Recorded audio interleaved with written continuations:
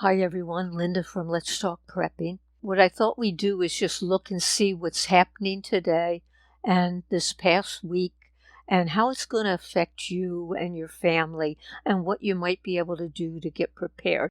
So we're going to look a little bit at the economy, at retail outlets, at death panels, and go from there. So let's look and see what's happening. We're over here at theeconomiccollapse.com. Actually, it's the economiccollapseblog.com. Theeconomiccollapseblog.com. And just going through their stories here. And this is November 17th.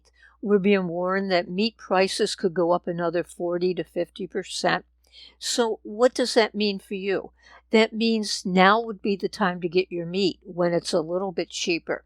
What are you going to do? Well, what you could do is you could can it, you could freeze it, maybe you can buy some canned meat, but you might want to think about it now. Turkeys actually are on sale right now.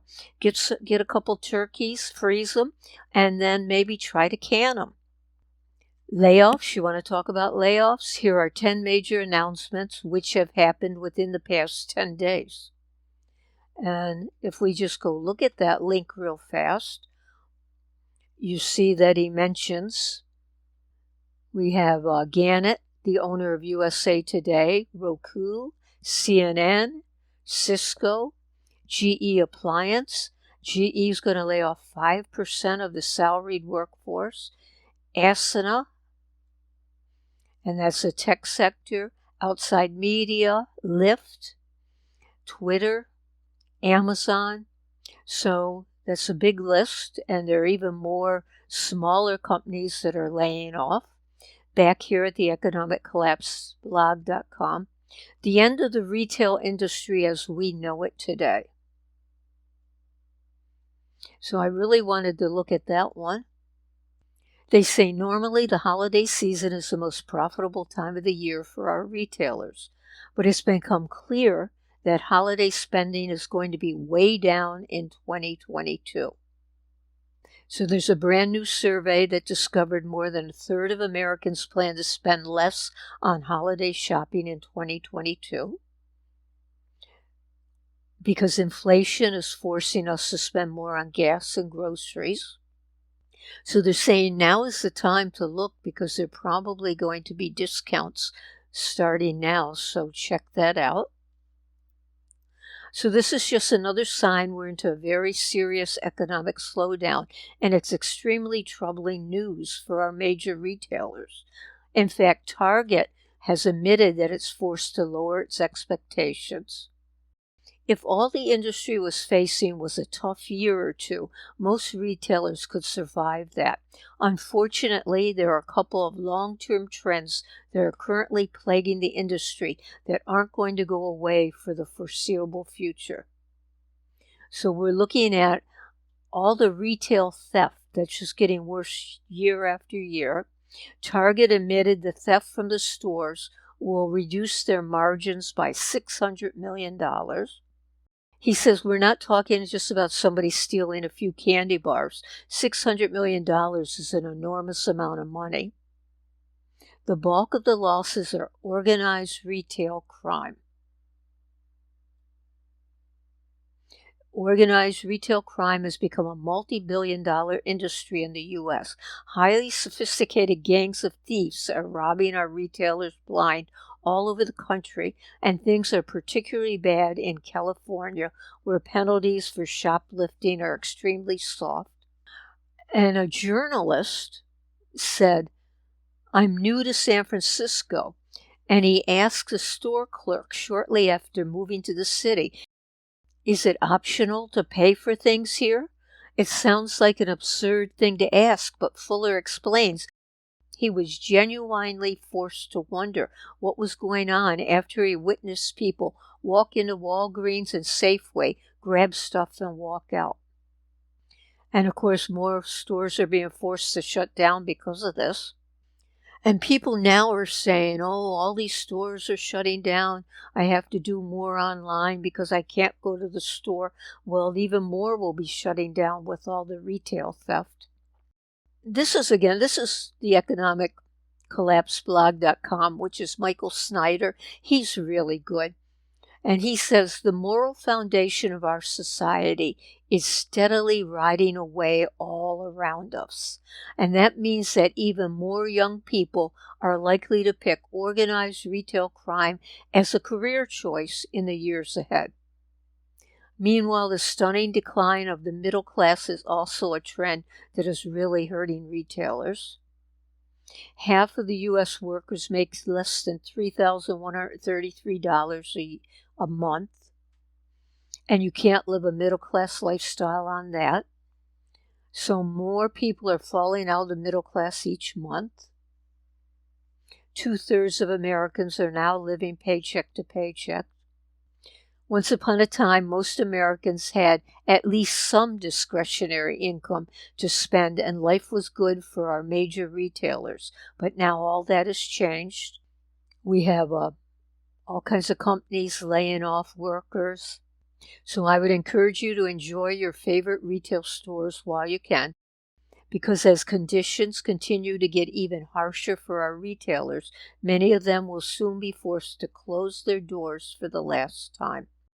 You know, we keep electing these people who just say, oh, it's not a crime, let them go, or they arrest them and then there's no bail and they let them go. We have to just start cracking down on this kind of stuff that's going on. So what does it mean to you? It means that if you want to go to a store and actually look at something, now's the time to do it, because in the future we probably aren't going to have that many stores around that where you can go and just say, oh, I ran out of Tylenol, let me run over to CVS and grab some.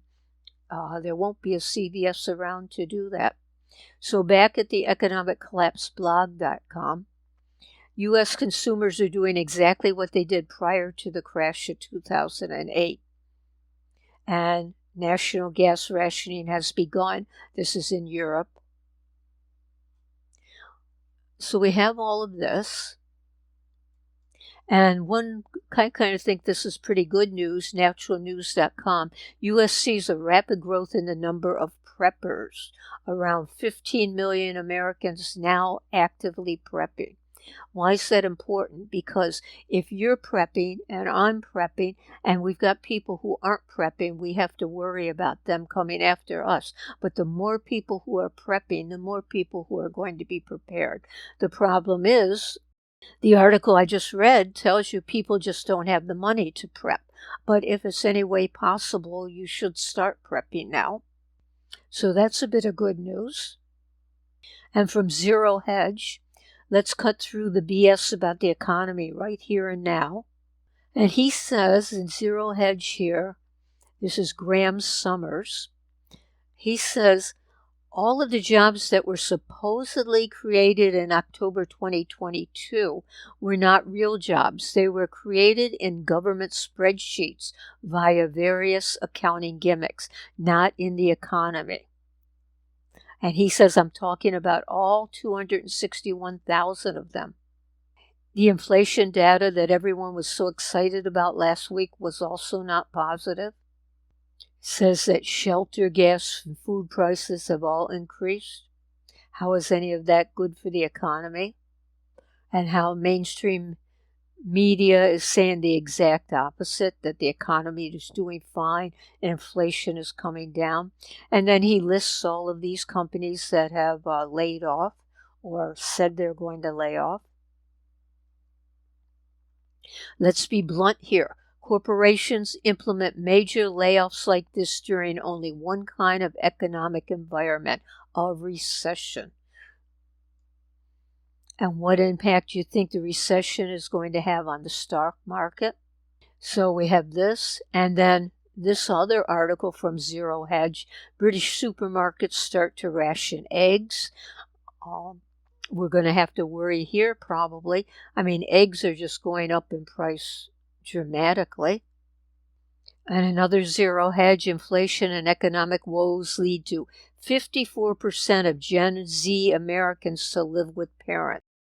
Now, the Generation Z is 18 to 25-year-olds.